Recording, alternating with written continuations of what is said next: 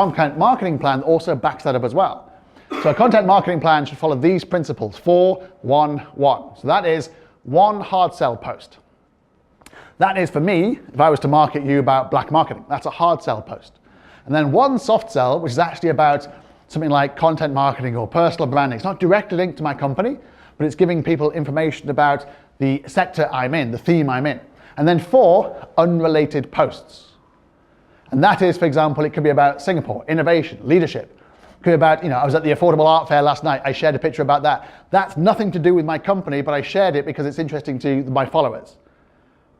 But it gives me permission to actually then use my hard sell post to actually sell, because I'm actually sharing information that's contributing to them from a good point of view, and they can actually take that in and go, okay, that's interesting about the Affordable Art Fair. I think I might go today. Oh, some interesting pictures there. And then I can sell to someone. Because if I just sell the whole time, people unfollow.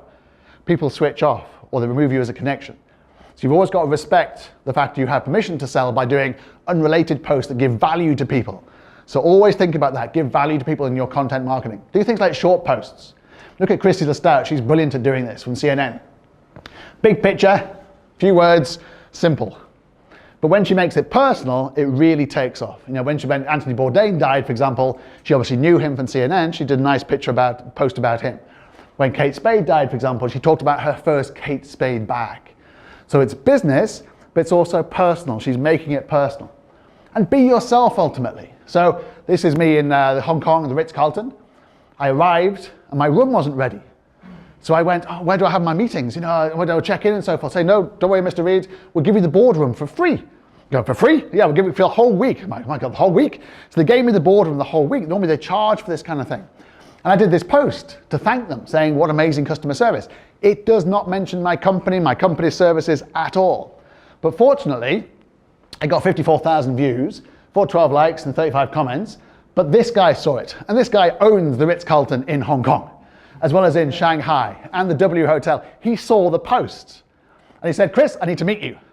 So I met him at the Ritz-Carlton and he became a client. Not only did he become a client, but the Ritz-Carlton became a client in Hong Kong and Shanghai, all because of one picture. That's the power of doing one picture. So think about that when you're sharing things to engage. Think about the influence you will have by sharing genuine, positive things. This is about positive story about customer service. Same reason and I come through Changi Airport and there's no queues, as we've all experienced. That's amazing. You come from places like London or Shanghai or Hong Kong and there's terrible queues. But you come to Singapore and there's no queues. So I love doing a picture of that going, this is a fantastic place, but best airport in the world, bar none. And of course, you'll get lots of other people saying the same thing, saying, it's fantastic, it's fantastic. So you're empathizing and sharing a very, very good story with people beyond Singapore as well as in Singapore. And then you could crowdsource as well. So we often crowdsource. So when we had the Mohawk marketing brand, for example, we went 3 different ways. People often say to me, I should have gone the native Indian side of things. Would have been much more interesting than just the normal Mohawk. But you've got to amplify your thoughts outside of LinkedIn on LinkedIn. So you use something called 1990 in this. So 1990 is also across all social media, Facebook, Instagram, YouTube, and that is 1% of people create. So if you think about that for the moment, only 1% of people would actually create posts. 9% of people like, share, and comment. And 90% of people do nothing at all but view. So if you are the 1%, you are leading the conversation. But most people are obviously not. They're people who are happy to view. But if you're a leader, and you're a leader of a company, you need to be the 1%, not the 9 or the 90. Of course, the 9 is fantastic because you're sharing other people's content, which is also part of engaging, giving back. But don't be the 90. Don't just view and do nothing. Actually have an opinion. Chris, what's the right frequency of creating and engaging posts? So weekly, fortnightly, monthly, daily? It's very much a personal thing, and it also depends on your time zones. So we target globally, we have global clients, so we post for Auckland and for Sydney, which is 3 hours and 5 hours ahead. We do Singapore and Hong Kong and Thailand and Indonesia. And then we go into Europe, which is obviously 7 hours behind, then UK, 8 hours behind, America, 12 hours behind, 15 hours behind. So basically we post across the time zones. So you have to think about how you want to do it. And then spontaneous things like at the Affordable Art Fair last night, for example, I did 2 posts. So you're basically sharing spontaneously, never meeting your entire life. And I love her hair color.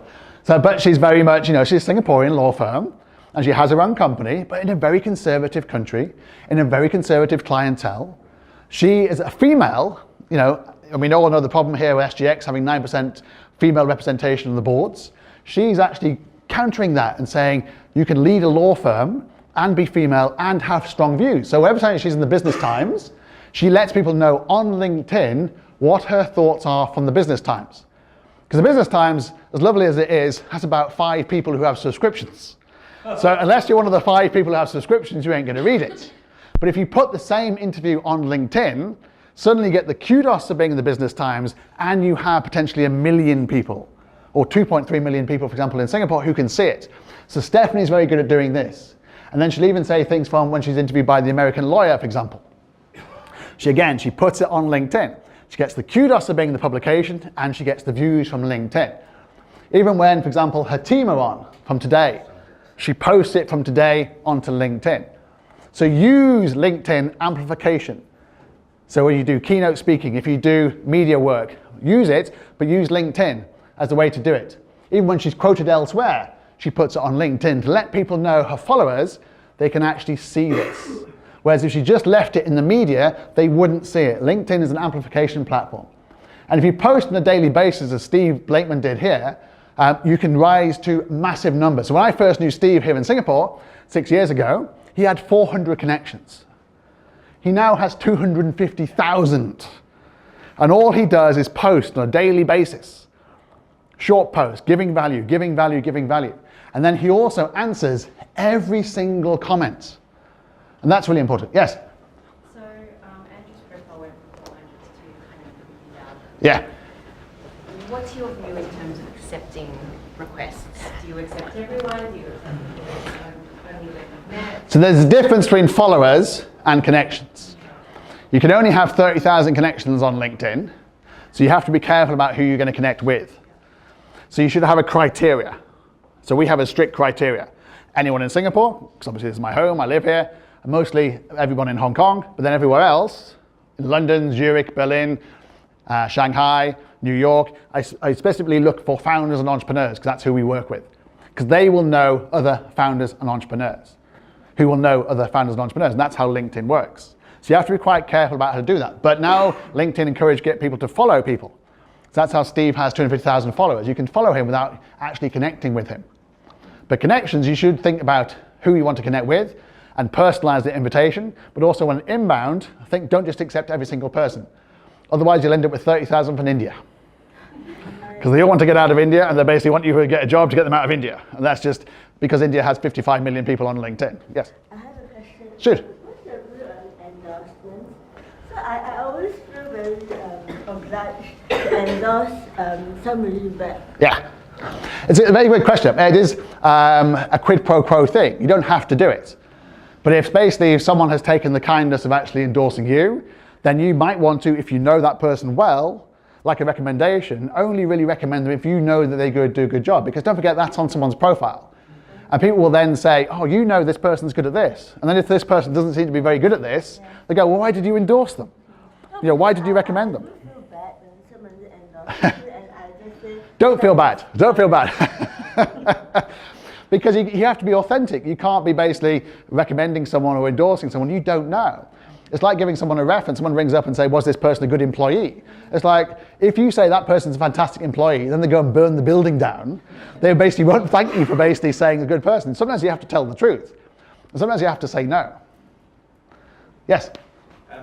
You mentioned that 9% includes the liking, sharing, and commenting. Yes. Are there ways to use the sharing to be creating and get over that American self-promotion, a more subtle self-promotion by sharing something you're passionate about or something that someone has done really well? Yes. And you add your, yes. How do you balance that kind of sharing, creating part of it? So yes, obviously you can reshare other people's posts, which is one way of doing it, or put your spin on other people's posts. You can do that, which is obviously a good thing to do. But if you do that too much, it just looks like all you do is basically source other people's content and take credit for it.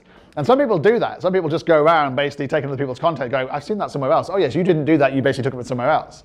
And the worst ones are some people do it without crediting that other person, which is obviously the wrong thing to do. But yes, again, it's a personal thing. You have to be personal to do it. But the key is you have to engage as well. So if somebody bothers to actually like something or share something, actually write a comment back or thank them.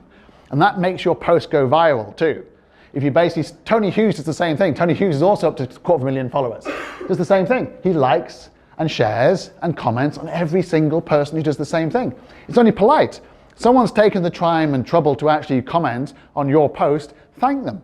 And thank them publicly, because that means it will actually go viral. And it will stay longer and it will do things longer because of it.